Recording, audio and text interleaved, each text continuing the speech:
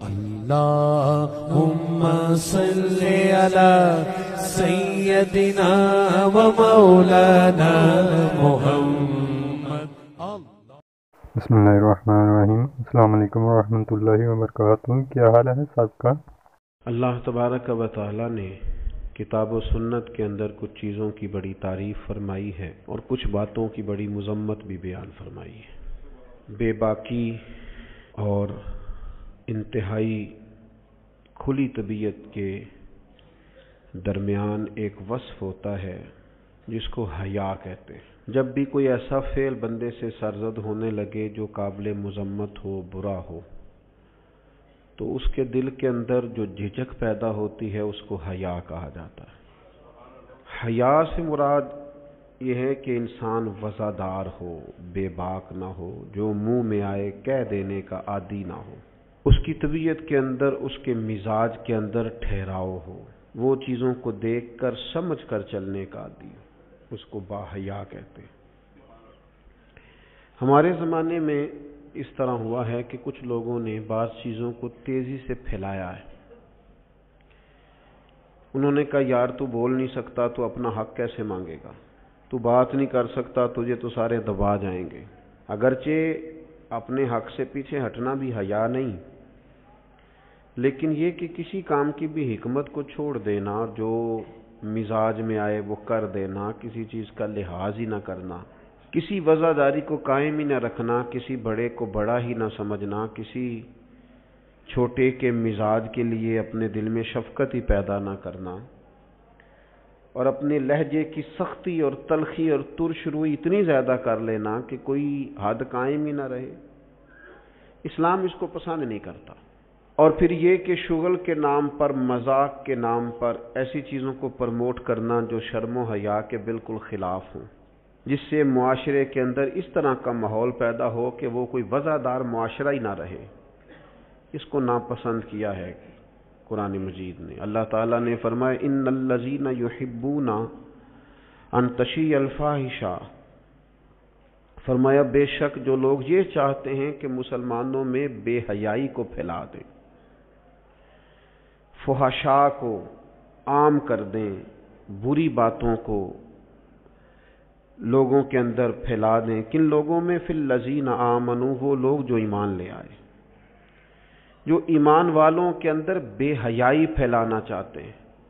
اور قرآن مجید کے الفاظ بڑے قابل غور ہیں. فرمایا ان الذین یحبون، بے شک وہ پسند کرتے ہیں، وہ چاہتے ہیں کہ ان تشیع الفاحشۃ فی الذین آمنوا، کہ بے حیائی پھیل جائے ان لوگوں میں جو ایمان لائے ہیں.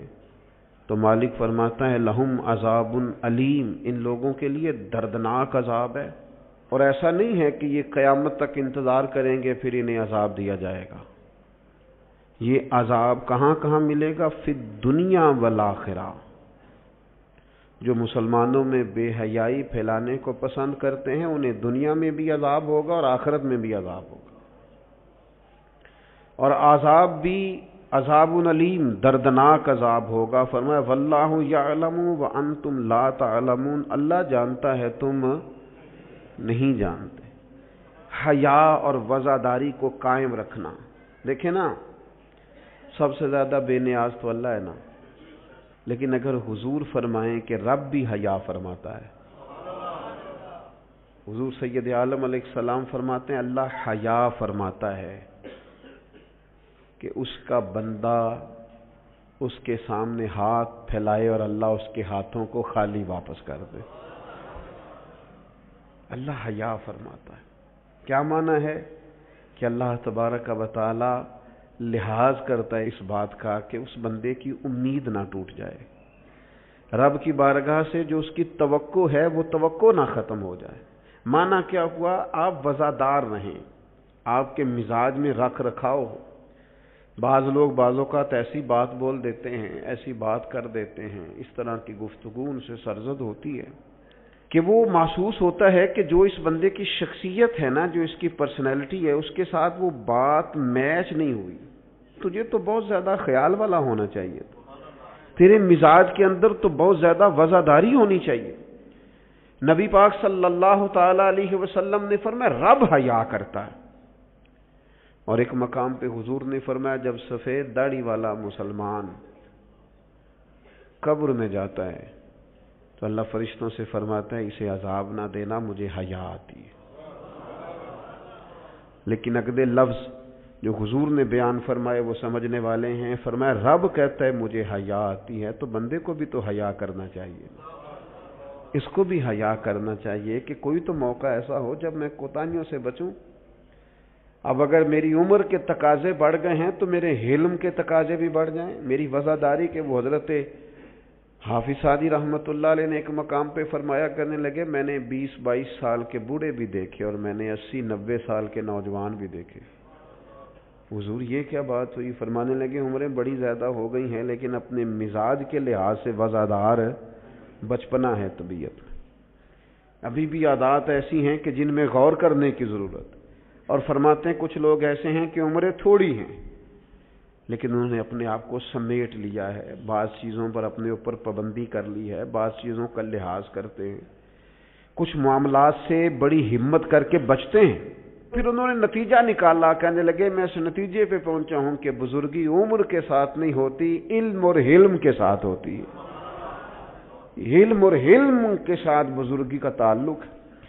تو اپنی آنے والی نسل کو وفادار کیا جائے، اس کے اندر حیا پیدا کی جائے، انہیں اس بات کا لحاظ دیا جائے کہ آپ مذاق کریں لیکن اس کی بھی تو حد ہو نا۔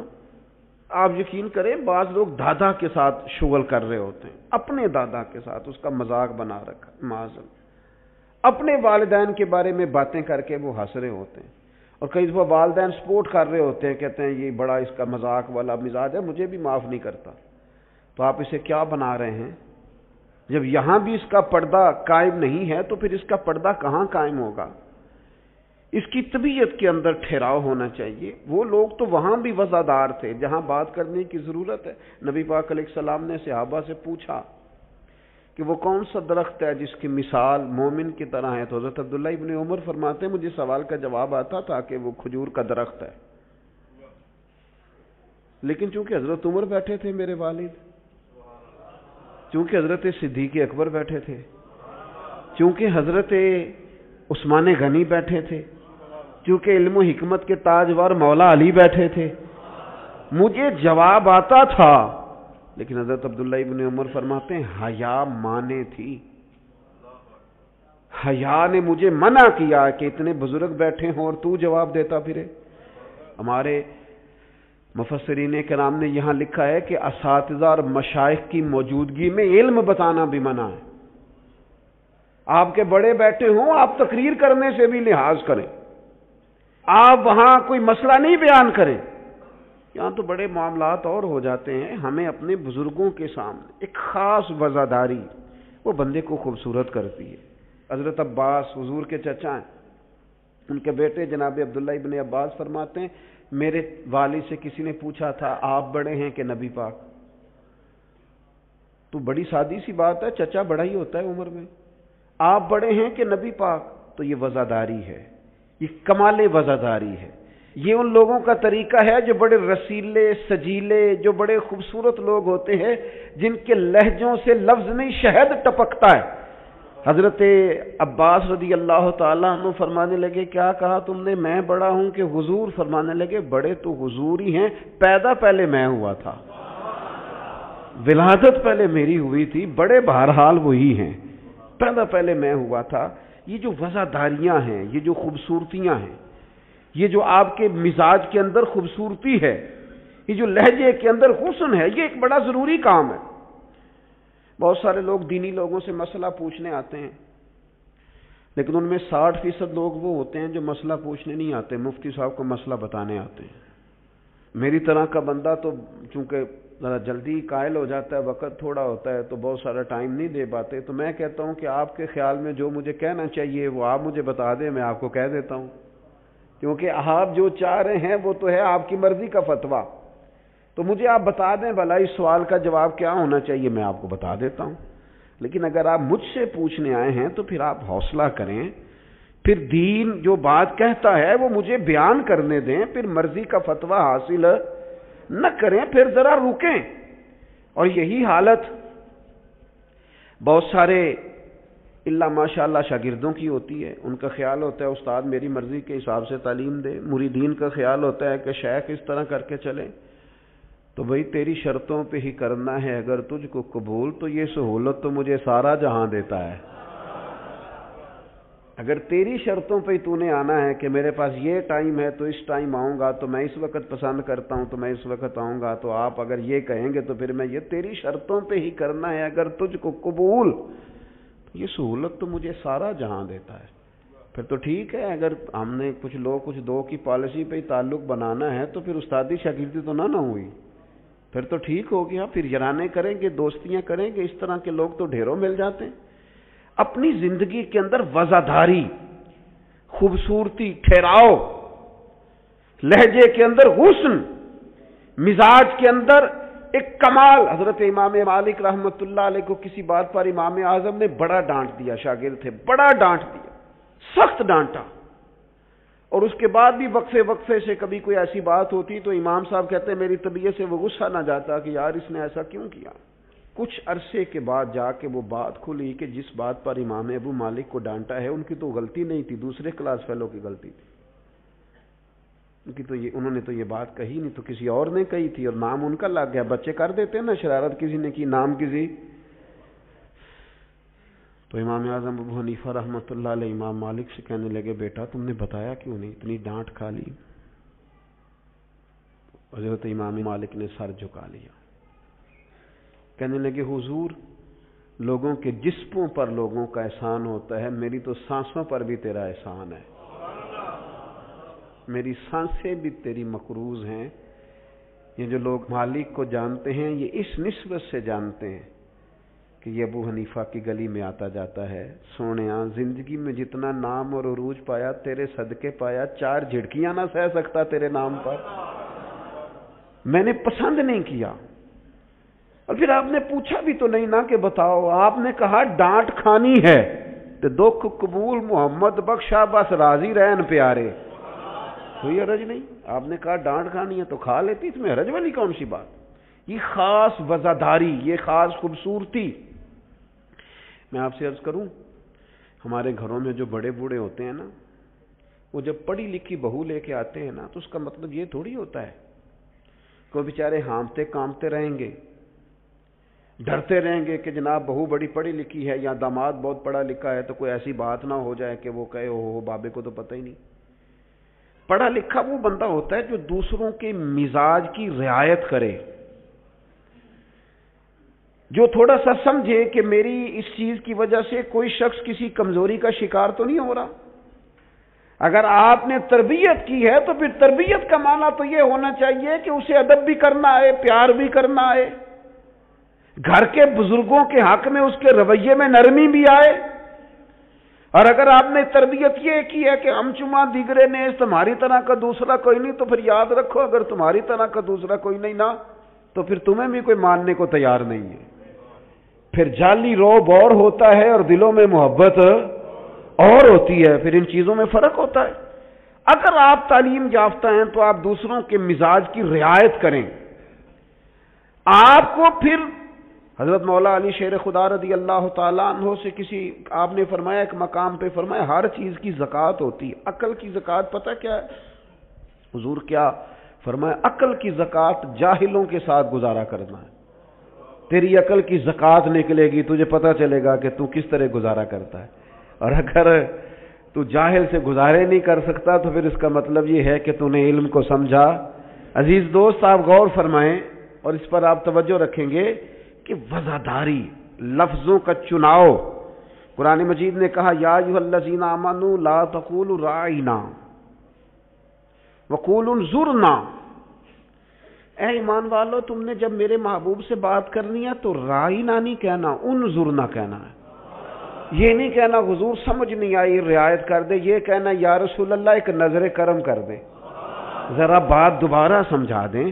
آپ اچھے جملے تلاش کے وزاداری کے ساتھ، ایک خاص حیا کے ساتھ. حضرت مولا علی شیر خدا فرماتے ہیں حضور سے مسئلہ پوچھنا تھا. مسئلہ پوچھنا بڑا ضروری کام ہے. اگر آپ مسئلہ دریافت نہیں کرتے تو بڑا عرصہ تک ماحول اس طرح کا رہ جاتا ہے کہ جس سے آپ جہالت میں ہی وہ کام کرتے رہتے ہیں. مسئلہ پوچھیں گے تو بات بہتر ہوگی. آپ بات پوچھ لیں گے, بات کلیئر ہو جائے گی, آپ پھر صاف ستھرے معاملے کے ساتھ عمل کر سکیں گے. تو حضرت مولا علی کہتے ہیں حضور سے مسئلہ پوچھنا تھا, سوال کرنا بڑا ضروری ہے. خود حدیث پاک میں موجود ہے سوال کرنا آدھا علم ہے. لیکن حضرت علی کہتے ہیں نبی کریم سے مسئلہ پوچھنا تھا, میں نے مہینوں انتظار کیا, ہفتوں انتظار کرتا میں. میرا خیال تھا کہ میں سوال کی تکلیف بھی نہ دوں, کوئی اور آ جائے آ کے حضور سے مسئلہ پوچھ لے. حیا مانی تھی, میں داماد ہوں حضور کا رشتے میں. کچھ ایسی باتیں ہیں جو حیا کے مانند میں سوال نہ کرتا. میرا دل ہوتا کوئی اور پوچھ لے, وہ پوچھے گا, حضور بتائیں گے, ساتھ میرا مسئلہ بھی حل ہو جائے گا. لیکن جہاں لوگ بے باکی کو اور بے حیائی کو کہتے ہیں جی اوہ ہو میں پرواہ نہیں کرتا, تو یہ تو بھئی آپ نہیں پرواہ کرتے تو آپ کی مرضی ہے. اور ہمارے زمانے میں ویسے بھی جو زیادہ بدتمیز ہوتا ہے اس کا عروج بھی زیادہ ہوتا ہے. بدتمیزوں سے لوگ ڈرتے ہیں. بدتمیز جو ہوا لوگ اس سے ڈرتے ہیں, کہتے ہیں یہ کوئی ایسی بدتمیزی کر دے گا کہ بعد میں دقت ہوگی. وہ شریف آدمی اس سے جھجک رہا ہوتا ہے, وہ سمجھ رہا ہوتا ہے میں بڑی شے ہوں, تو کچھ بھی نہیں ہے بھائی, تو بدتمیز ہے. اور کچھ لوگ گاند سے اس لیے بچتے ہیں کہ اس میں روڑا پھینکا تو چھینٹے پڑیں گے, پھر کپڑے بدلنے پڑیں گے, نہانا پڑے گا, اس لیے لوگ بچ کے گزرتے ہیں. تیرا خیال ہے کہ تجھ سے بڑا لوگ ڈرتے ہیں؟ تو اپنی زندگی میں وزاداری, شرم و حیا.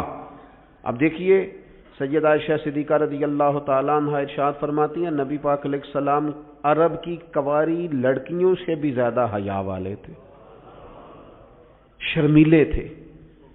حضور علیہ السلام فٹافٹ بے باک ہو کر کسی سے کوئی بات نہ کرتے. اب دیکھیں صحابہ غلام ہیں رسول پاک کے, اگر حضور کسی کا نام لے کے بھی اس کی تربیت کرنا چاہیں تو وہ آدمی خوش ہوگا, سعادت مندی ہوگی. لیکن حضور کو کسی شخص کے بارے میں بتایا جاتا نا فلاں نے یہ بات کی ہے, تو کبھی نامینیٹ کر کے اس بندے کے سامنے بات نہیں کرتے. یہ وزاداری والا معاملہ ہے. تو محبوب کیا فرماتے, حضور فرماتے لوگوں کو کیا ہو گیا ہے, اب انہوں نے اس طرح کرنا شروع کر دیا. وہ ایک کی بات ہوتی سب کو سمجھ آ جاتی اور اس کی بھی سال لگتے اصلاح ہو جاتی. اپنی مزاج سے اپنی وزاداری کو ختم نہیں کریں, اپنے لہجے کو ختم نہ کریں. میں مذہبی سٹیجوں پہ دیکھتا ہوں مجھے بڑی تکلیف ہوتی, جو فلانی چیز نہ مانے وہ حلالی نہیں, جو فلانی بات کا جواب نہ دے باپ کا ہی نہیں. یہ آپ کا سٹائل ہے؟ یہ دیندار لوگ اس طرح بات کرتے ہیں؟ یہ آپ ڈگریاں جاری کر رہے ہیں؟ کیا رسول پاک علیہ السلام کا انداز تبلیغ معاذ اللہ یہ تھا؟ میں کیا کروں, صرف میں دینی لوگوں کی بات نہیں کر رہا. جو آدمی گندے لطیفے سناتا ہے نا اسٹیج پہ بیٹھ کے, اس کی آپ فین فالوئنگ دیکھیں کتنی زیادہ ہے. سٹیٹس کیا ہے, گند بولتا ہے, لطیفے سناتا ہے, اور اس کو سننے والوں کی تعداد کیا آ رہی ہے, دنیا ٹوٹ کے پڑ رہی ہے. یہ ہمارے معاشرے کے مجموعی مزاج کی عکاسی کرتی ہے کہ وزاداری کس حد تک ختم ہو گئی. اپنے انداز میں, اپنے لب و لہجے میں خاص شرم و حیا, خاص خوبصورتی. ہمارے جو دیہاتی گھر ہوتے تھے ان کے اندر بڑی وزاداری ہوتی تھی, ان کے اندر بڑا خیال رکھا جاتا تھا, چیزوں کو بڑا سمجھا جاتا تھا. یہاں آپ حالت دیکھ لیں, شادی بیٹی کی ہو یا بیٹے کی ہو, سارا خاندان بیوٹی پارلر میں بیٹھا ہوتا ہے. کوئی وزاداری نہیں رہی, کوئی وہ معاملہ ہی نہیں رہا جس میں حسن ہوتا تھا, خوبصورتی ہوتی تھی. رسول پاک صلی اللہ تعالی علیہ وسلم نے فرمایا حیا خیر ہی خیر ہے, حیا سراپا خیر ہے. تیرا جھکا جھکا لہجہ, تیرے جھجکتے لفظ, تیری ٹھہری ٹھہری باتیں, تیرا ذرا سمٹ کر چلنا, سمٹ کر بات کرنا, تیرے لہجوں کا ٹھہراؤ, گویا یہ وہ ٹھنڈی ہوا ہے جو چلے گی تو صحیح پر کسی کو فائدہ دے گی, نقصان نہیں دے گی. لیکن اگر تیرا خیال طوفان بننے کا ہے, پھر ایسا نہ ہو کہ درخت بھی ٹوٹیں, رستے بھی بند ہوں, عمارتیں بھی گریں. حضور نے فرمایا حیا خیر ہی خیر ہے. حیا جہاں آتی ہے خیر لاتی. نبی پاک صلی اللہ تعالی علیہ وآلہ وسلم ایک جگہ سے گزرے, یہ بخاری میں موجود ہے. تو ایک شخص اپنے بھائی کو سمجھا رہا تھا, اسے کہہ رہا تھا یار تو بڑا ہی شرمیلا ہے, اس طرح بھی کوئی کام ہوتا ہے, تیری شرم و حیا کی وجہ سے بڑے مسائل بنتے. بھائی کو ڈانٹ رہا تھا کہ تو اس قدر زیادہ جھجکتا ہے, شرملا ہے کہ بڑے ہمارے مسائل خراب ہو گئے تیری جھجک کی وجہ سے. تو حضور قریب سے گزرے تو یہ میرے کریم کا انداز دیکھیے, حضور فرمانے لگے اسے کچھ نہ کہہ, اسے چھوڑ دے, اس لیے کہ حیات و ایمان کا حصہ ہے. حیات و ایمان کا حصہ ہے. اور ایک حدیث میں حضور نے فرمایا 70 سے زیادہ شاخیں ہیں ایمان کی, اور حیا بھی ایمان کا حصہ ہے.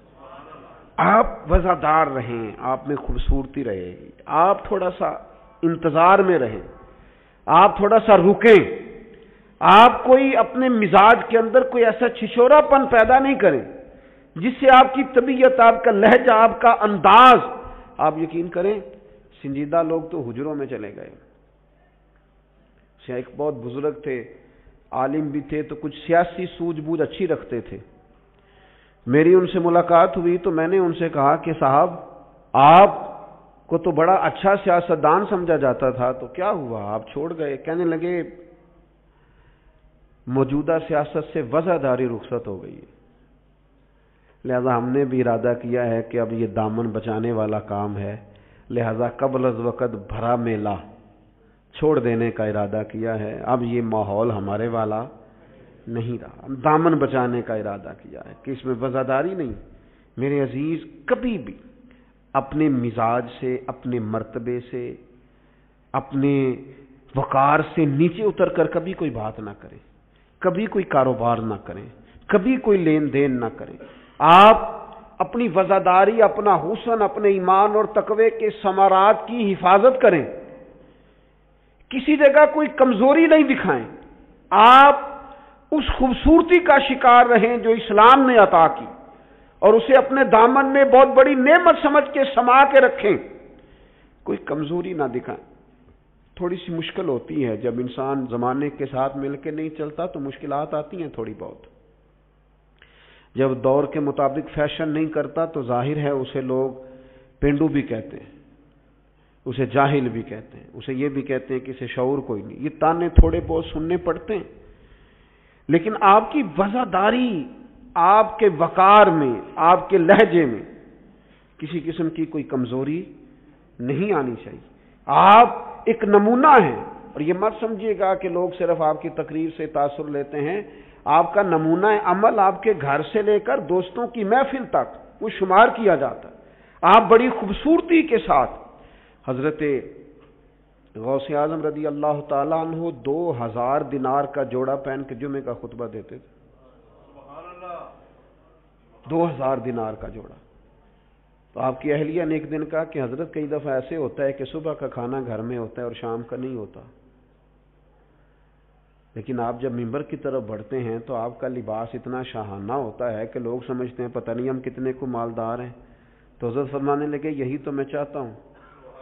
میں نہیں چاہتا کہ میں پھٹے کپڑے پہن کے رکھوں اور لوگ جاتی دفعہ میرے ہاتھوں میں نذرانہ تھما کے جائیں کہ یہ رکھ لیں, لباس لے لیجئے گا. فرمایا اس طرح کا لباس پہنیں گے, اس طرح کی وزاداری اختیار کریں گے کہ جدھر جدھر سے گزریں گے لوگ سمجھیں گے کہ اللہ نے دینداروں کو بڑا بے نیاز بنایا ہوا ہے.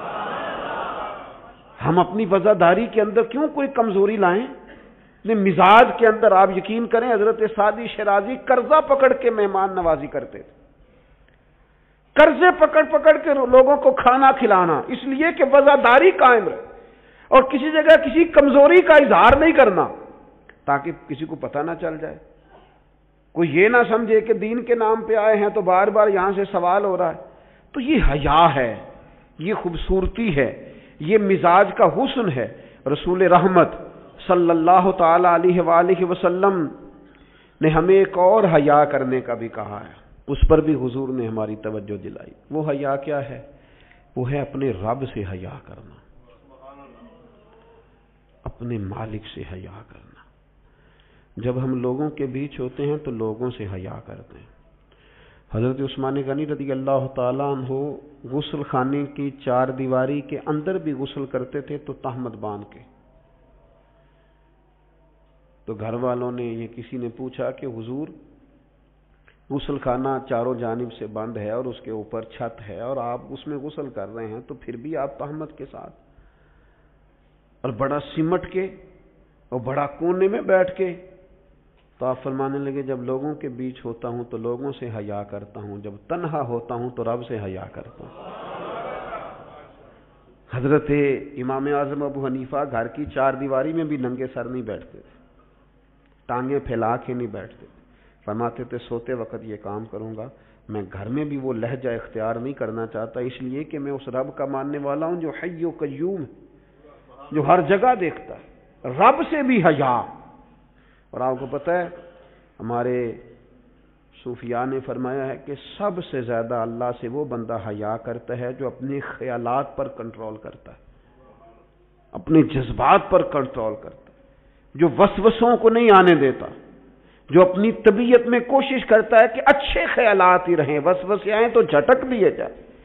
اس لیے کہ وہ نبی پاک علیہ السلام کا جو فرمان موجود ہے نا کہ رب نہ تمہاری جیبیں دیکھتا ہے نہ صورتیں دیکھتا ہے، وہ جب دیکھتا ہے تمہارا دل دیکھتا ہے، تو وہ حیا کرتے ہیں کہ دل میں کوئی ایسا خیال آئے جو غلط ہو، برا ہو، گندا ہو، چونکہ مالک نے دیکھنا ہے، وہ اس لیے خانہ دل کو صاف رکھتے ہیں۔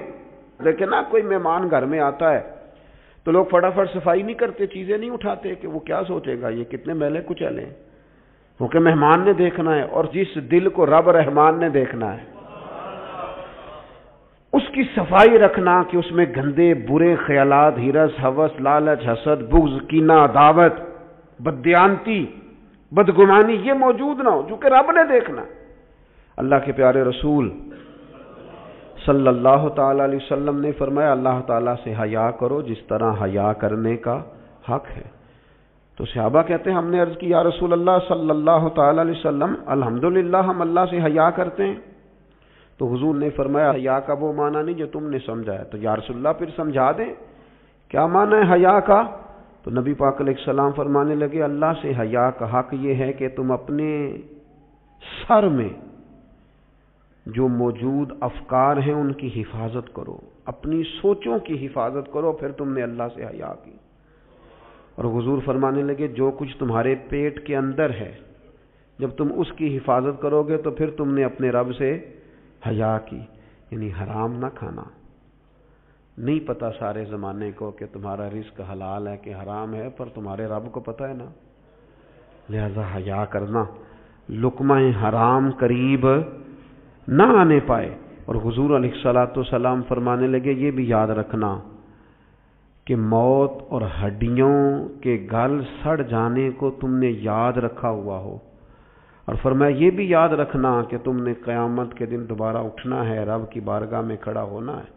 اگر تم نے ان سب چیزوں کو یاد رکھا پھر تم نے صحیح معنوں میں اپنے رب سے حیا کی، اور اگر تم نے یہ بھلا دیا ہے اور بس ٹھیک ہے دوڑ کے آئے، نماز پڑھ لی، اور جناب محفل میلاد میں جانے کا وقت آیا تو کہیں سے ادھار ٹوپی لے کے سر پہ اوڑھ لی اور لباس جو ہے وہ شلوار قمیض والا نکل آیا اور لہجہ بدل گیا، تو پھر کچھ ظاہری طور پر تو چیزیں بہتر کی لیکن حقیقی معنوں میں اپنے رب سے حیا نہیں کی۔ حضور فرماتے ہیں کچھ لوگ تہامہ پہاڑ جتنی نیکیاں لے کے آئیں گے قیامت کے دن، لیکن وہ اللہ ہوا میں اڑا دے گا۔ کیوں؟